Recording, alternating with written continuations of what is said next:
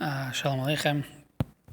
So Baruch Hashem, we were able to go through and look at the Mashal Hendik and explore the different ideas within this parable. I wanted to do somewhat of a summary of the different ideas that we touched upon.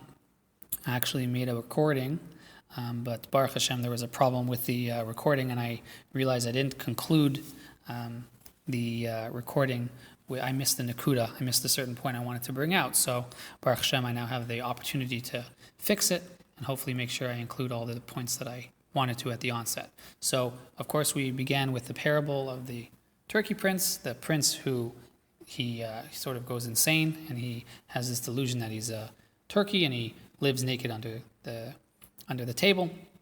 And many doctors come and try to heal him. They're not able to. A chacham comes and by acting like the turkey with him and showing him that he could still be a turkey, but still do other activities like wear a shirt or pants or even eat at the table, he ends up realizing by the end, he concludes on his own that he really is a human and he's completely healed from this delusion.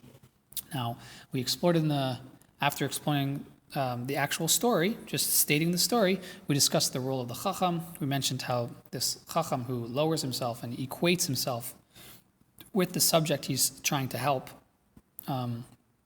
is of paramount importance, especially in our generation. And, when we have Rabbanim or Mashpiim or even friends, we need to have friends who we can be vulnerable to and really share what's really going on, because then we can really help them.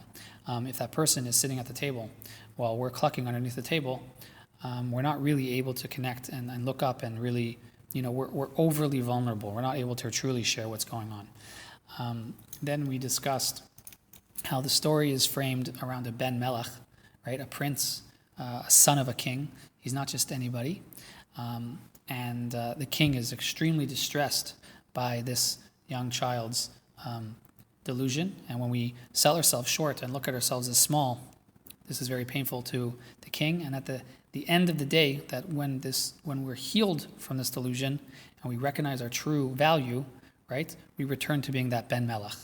And this story is truly about overcoming our lack of confidence and realizing how much amazing potential God put in each one of us.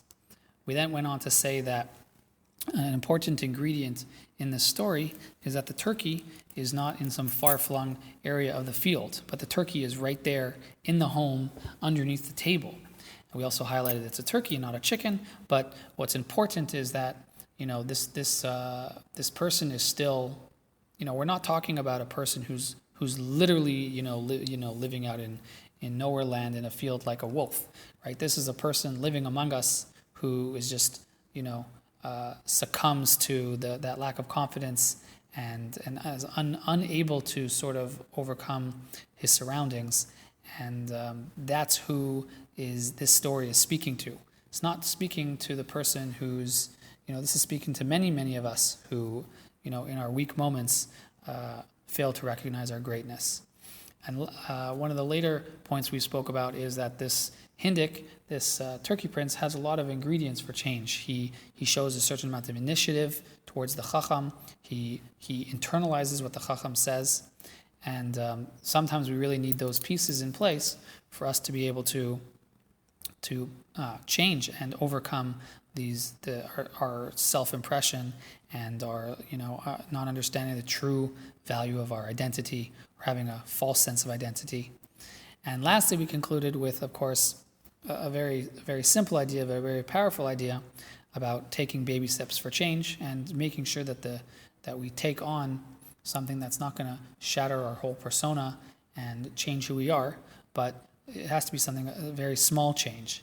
And only through those small changes and over a reasonable amount of time, please God, we can come to change. And the point that I forgot to mention when I recorded it last, where I had this poor quality in the recording, was I just wanted to firstly just state I'm very thankful that I was able to. Shem gave me the history in my life where I heard the story as a young child, and to be able to explore it in the original is a very big blessing.